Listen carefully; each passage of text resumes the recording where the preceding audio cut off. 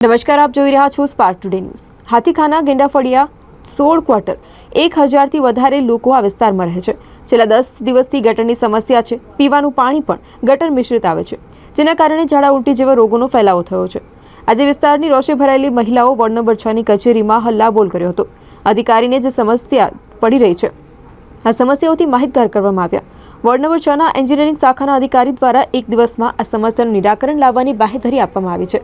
જો આ સમસ્યાનું નિરાકરણ લાવવામાં નહીં આવે તો મહિલાઓ દ્વારા ગટરનું પાણી વોર્ડ નંબર 6 ની કચેરીમાં લાવી ઢોળવામાં આવશે તેવી ચીમકી ઉચ્ચારવામાં આવી।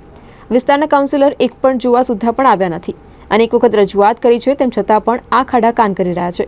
છેવટે સ્થાનિકોએ જાતે ગટરના પાણી સાફ કર્યા હતા। અમે હાથીખાના ગેંડાફળિયા વિસ્તારમાંથી આવીએ છીએ, 16 ક્વાર્ટર્સ પાસે। આજે 8 દિવસથી અમારા વિસ્તારમાં ડ્રેનેજ લાઇન એટલી ઉભરાઈ છે કે જેની કોઈ હદ નહીં। વિસ્તારમાં ઓલરેડી કોલેરા ફાટી નીકળ્યો છે। નાના છોકરાથી લઈને મોટા સુધી બધા બીમાર પડ્યા છે। ઝાડા વામિટોનું વાવર ફેલાયું છે અને તંત્ર ઊંઘતું ઝડપાયું છે। કેટલા ટાઈમથી અમે રજૂઆત કરીએ છીએ, છતાં બી આવે છે, જોઈને જતા રહે છે। જેસીબી મશીન લગાવે છે, એનાથી કોઈ નિકાલ આવતો નથી। અમારી નમ્ર વિનંતી છે સાહેબને કે અમને નવા પાઇપ નાખી આપવામાં આવે અને પાણીનો નિકાલ અમને વહેલી તકે કરી આપવામાં આવે। સ્થાનિક કાઉન્સિલરને રજૂઆત કરી છે, છતાં કોઈ પણ કાઉન્સિલર ત્યાં ઝાંખવા પણ નથી આવતો। અને અમને તો એ પણ નથી ખબર કે વડોદરાના મેયર કોણ છે કે કોર્પોરેટર કોણ છે। અમારા વિસ્તારમાં આટલા વર્ષોથી અમને પ્રોબ્લેમ છે, પણ છતાં પણ કોઈ સાહેબ ઝાંખવા પણ આવતું નથી। આજે અમે વોર્ડ નંબર 6 માં સાહેબને આજીજી કરવા આવ્યા છીએ, નમ્ર વિનંતી કરવામાં આવ્યા છે ને અમારી ઉગ્રપણે માંગ છે કે અમારો પ્રોબ્લેમ તાત્કાલિક સોલ્વ કરવામાં આવે ને એનો નિકાલ લાવી આપવામાં આવે।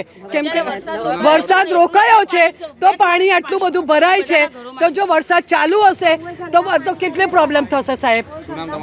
शेख समीम नहीं हो रही है। हमारे घर में जाजूर बाथरूम भरेला है, नहावे धोवे कहाँ, कपड़े कहाँ धोवे, क्या करने का कुछ समझ नहीं पड़ती। पानी भरेला है, बीमारी इतनी फैली है। अगर हमारे जैसे बीमार हो जाए तो कौन करेगा? हमको इसका हल चाहिए कि जो कॉर्पोरेशन स्मार्ट सिटी की बात कर लगता है स्मार्ट सिटी लग रही है, कुछ नहीं है,